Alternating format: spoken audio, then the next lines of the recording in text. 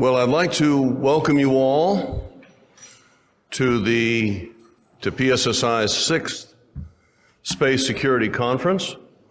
As I mentioned last night, we began this series of conferences in 2011. We established the first space security program in Europe and arguably elsewhere in the think tank world in 2010, and we've stuck with it. And we haven't deviated from this field, even though there were temptations along the trail, because we're so persuaded that the destiny of this portfolio is going to look in some ways similar to cyber 10, 15 years ago, as I mentioned, when it was merely an asterisk on the policy scene. Obviously, so many of our day-to-day services are provided by space. I needn't tell anyone here about the critical importance of safe operations and access to space, which we've seen more vividly of late is at risk, as we've seen the Russians go forward with the unthinkable in many respects in this World War II look-alike that we have raging on the continent that's underway now. And I think it's been a real wake-up call and an accelerator for those of us who've long cared about the space security arena. And in that connection, we're going to cover a lot of territory in the next couple of days.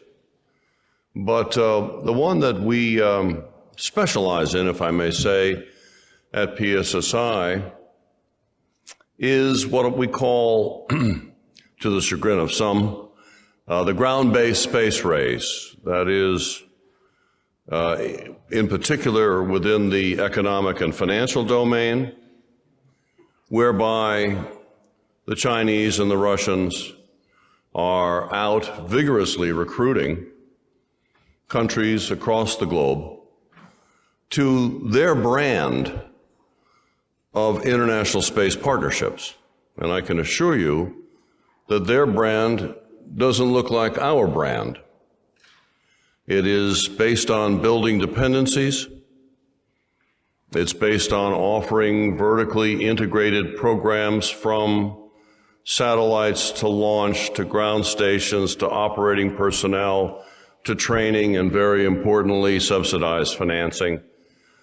Most of it below market, or non-market, if you want to put it that way, and a good deal of it to non-credit-worthy countries where their Western commercial counterparts would have real difficulty treading.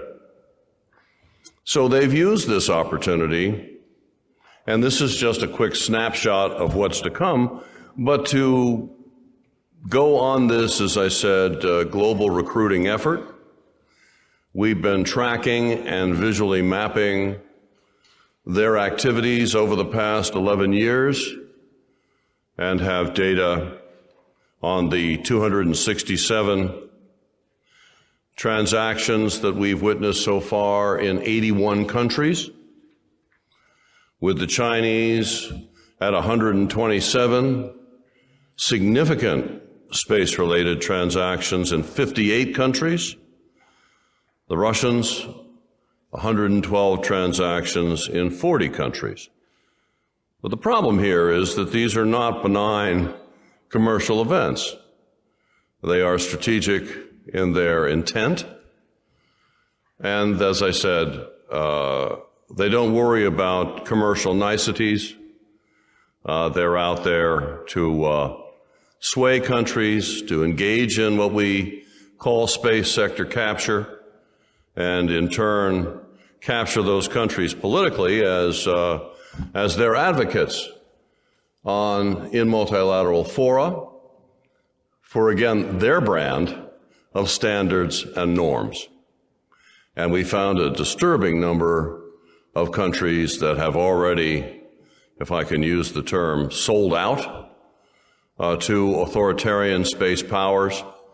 And so we're urging that economic and financial considerations be an integral part of space security going forward, and recognize that although everyone's gazing upward, we're losing our shirts here on Earth with sole source contracts going to oftentimes sanctioned Chinese and Russian companies. So that's just a soupçon, a quick glance at one of the topics that we're going to be seeking to cover in these 2 days. And this is a chance, again, to thank the Foreign Ministry, as well as the Ministry of Defense and Transport, all of whom have been kindly willing to share their auspices for this gathering, which we hope is evolving into a kind of Munich Security Conference for space. That might be a rather bold claim, but we'll let our audience decide if we're making progress in that direction. But certainly it's our intent to keep these gatherings going very best we can. And in that connection, we've had sponsors step up, as they have in previous years, that I'd like to acknowledge. Our own partner organization in Washington, PSSI Washington, the Dry Schwestern Foundation, Mitsubishi Electric, IHI Aerospace, NEC Corporation, Comstock, Amazon Web Services, Linquist, and our media partner, Spacewatch.global.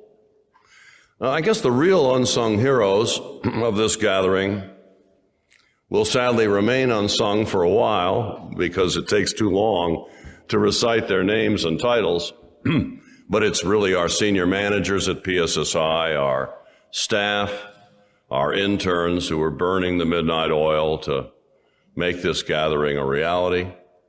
Luckily, they are acknowledged in your brochure, and I hope that you can turn to that. But you'll be interacting with them regularly, and I hope they become familiar faces to you. I have a special pleasure this morning to introduce the Deputy Minister of Defense, Tomáš Kopečný, who currently heads the Industrial Cooperation Division of MOD here. As an expert on international industrial cooperation in the defense markets, Tomáš is dedicated to strengthening the Czech defense industry strategic partnership in defense and research and development, and facilitating the continuous strengthening and build-up of the Czech defense industrial and technology base within the European defense framework. He holds a doctorate at the Faculty of Social Sciences from Charles University. He attended McGill in Canada and also did a professional internship at NATO within the team of the Special Advisor to the NATO Secretary General and the Public Diplomacy Division. His prior work experience included various positions within the Czech Ministry of Defense, ranging from advisor to the First Deputy Minister on Africa to heading the Industrial Cooperation Division.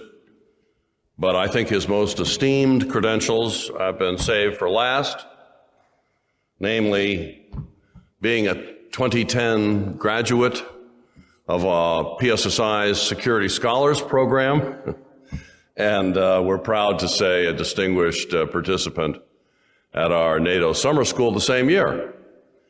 So we look at Tomáš as very proudly as one of ours, and we're just delighted to have him with us today. Tomáš, you have the floor. Thank you so much.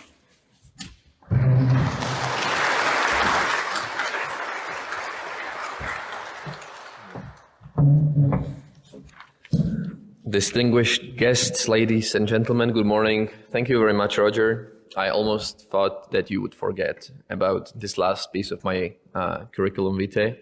I wanted to start by saying that last time I was here was 11 years ago, and I was basically the guy downstairs checking out the names, if everybody would come right, and also taking care of the email correspondence and so on. So it's been quite a ride since then. And I'm glad, the circle, I haven't come full circle regarding this, but it's certainly great to be back, at an event organized by the PSSI family. And most importantly, at an event that has such a high esteemed audience and participation list. I guess for our friends and colleagues from the US, you might be a bit jet lagged. For our dear friends and colleagues from Japan, I guess you've already seen the Charles Bridge and Prague Castle. And I also would like to thank all of those who have woken up in Prague and come here all the same. This is a big thing, and I was confident that Roger would deliver, that PSSI would deliver, and that we would all meet here from the very beginning, because this event has been planned for such a long time. Still, I was thinking about what to talk, and I will talk, of course, also about the Czech Republic's defense technologies and industry and space technologies and industry. But yesterday I didn't make it to the dinner because I got stuck in traffic on my way from my cottage. And when I was there, I was just thinking about how to explain to my friends with whom I was there whom I will be talking to and what we will be discussing. And I felt like that the strongest emotion was optimism. When I said that we're going to discuss space operations and space technologies, it was optimism. It was belief in the future. It was very positive. Like everybody was feeling, oh my God, this must be so exciting.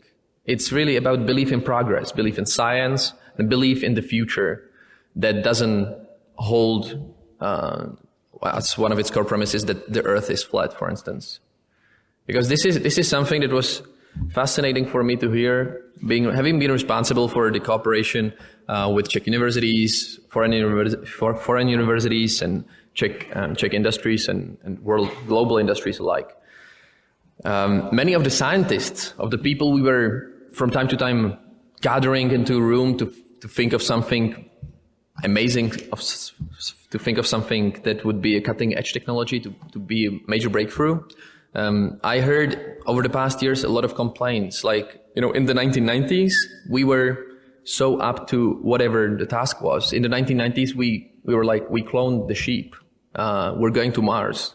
And still, a few years ago, in contrast, we were like explaining all the time to our friends, to our families, that the Earth is not flat. Yet it changed.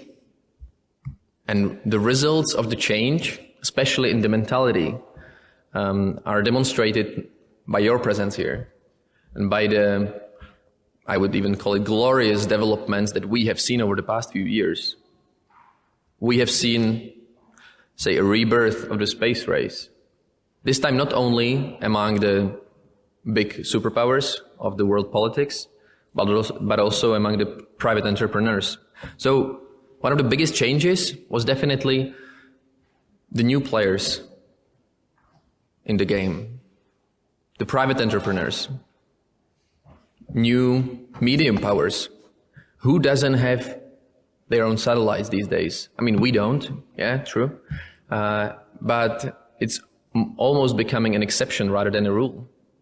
And we're working on having one, actually.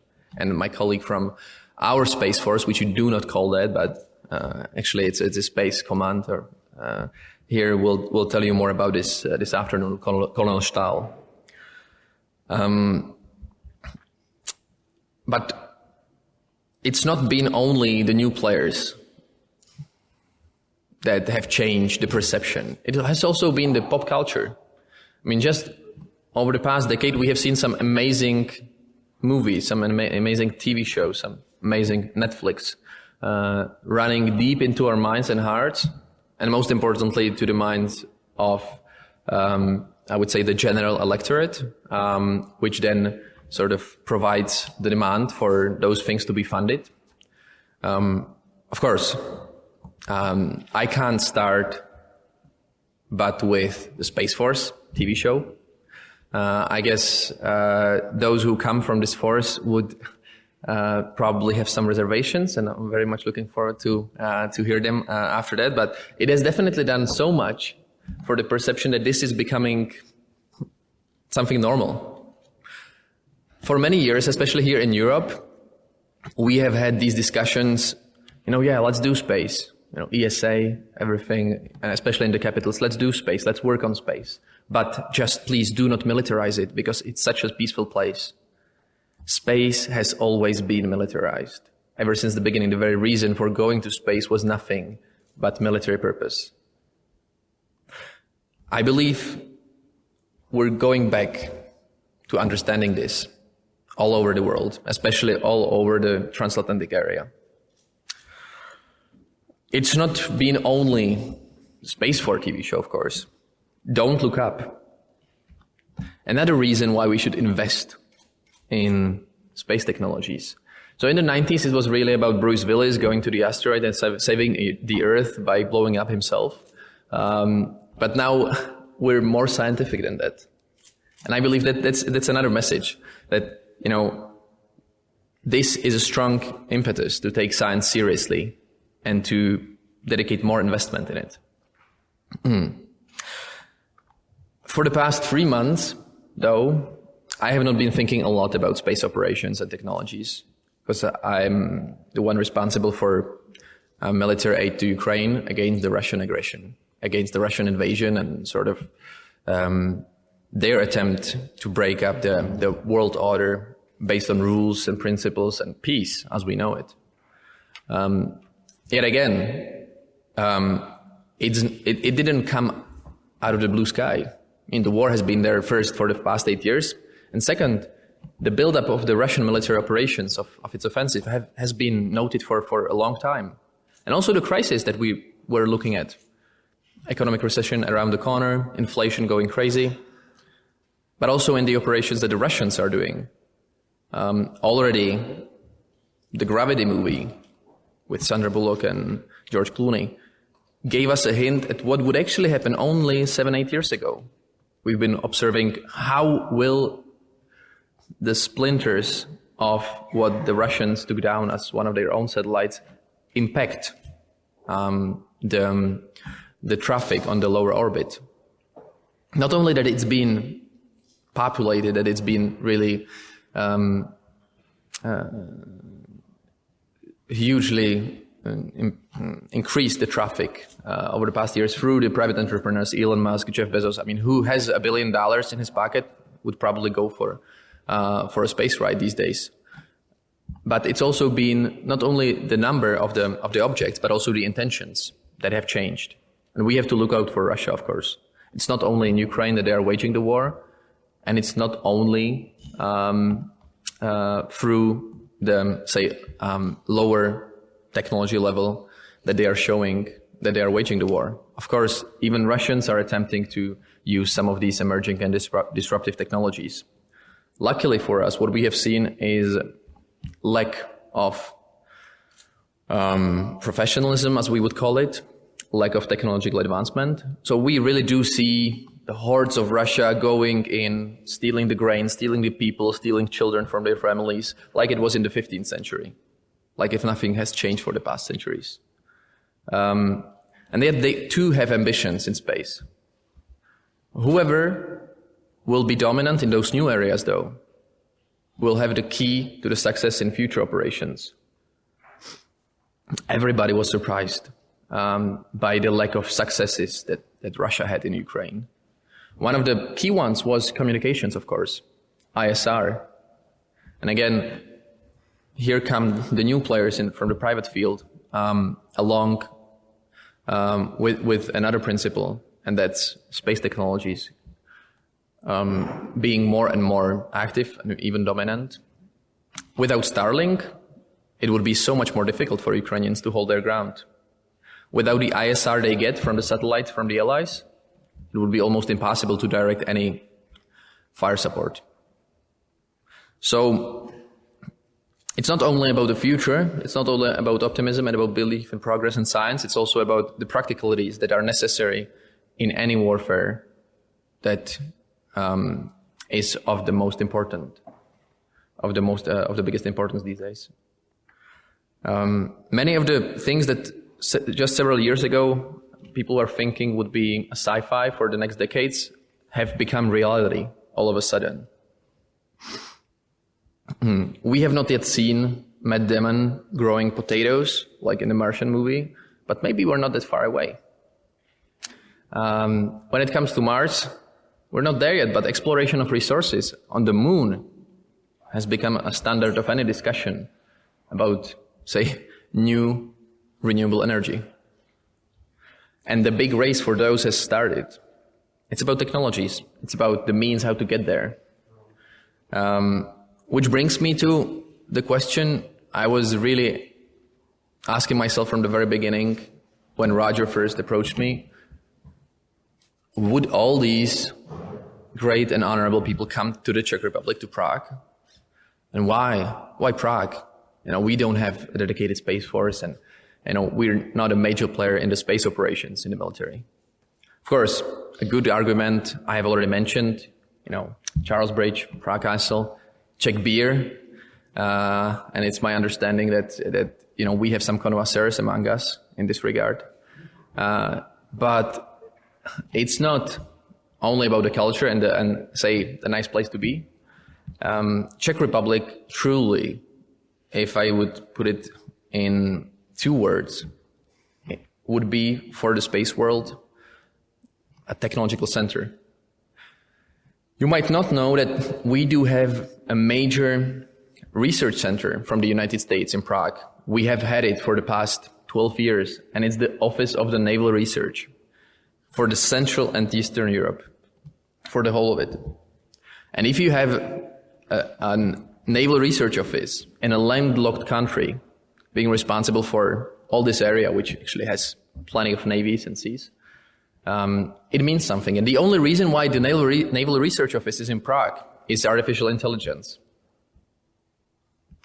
Just because they found out that these 12 years ago that there are scientists that come affordable and yet deliver results of the basic research, advanced research, and basic development, say TRL, technological readiness level 1 to 5. And then the office takes the results and goes back to California, even to the East Coast, and just gives them back to other DARPA-like institutions.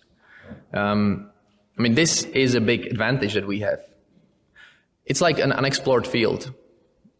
It's like we're waiting for partners for what I call geopolitically clean money, geopolitically clean investments to come and build something together. Czech technologies in this area could also help with some of the movie plots I've mentioned. We do have the most potent laser system in the world ever since the 1960s, when Czechoslovakia was the 3rd country in the world to develop a military useful laser. And so far we have not been really using it for military purposes. Kidney stones, defectology. But now, with what we have seen in the Gravity movie, in Don't Look Up, but also in what the Russians are doing on the orbit, it might come quite handy. We do have a portfolio of about 20, 30 companies that are becoming from end suppliers to integrators of those things. And despite also dedicating more and more of our HR resources and military resources to the space operations and agenda, I believe that this would be probably the reason why I would be convincing anyone to come to Prague when it comes to space commands, space technologies, and space operations. With this, I hope that you will have an opportunity to discuss among ourselves. And really some of the sessions look just like a sci-fi to myself. All these people coming to this place and discussing the topics that are most urgently needed. I believe through these discussions, you will have an opportunity to enrich yourselves, to build some coalitions of the willing in particular areas of interest, and of course, to taste some of the Czech culture, starting from technologies and probably ending with the liquid bread, as we call our beer. We do have one record when it comes to, say, general competitions in the world, and that's the consumption of beer per capita in the world. You usually think it's Germany, but no, it's us, and I will be very happy if you help us, go on straight in the victories that we have had over the past 20 years. So thank you very much. Hope you will enjoy Prague. Hope you will enjoy Czech culture, and hope you will enjoy especially today and tomorrow's session. Thank you.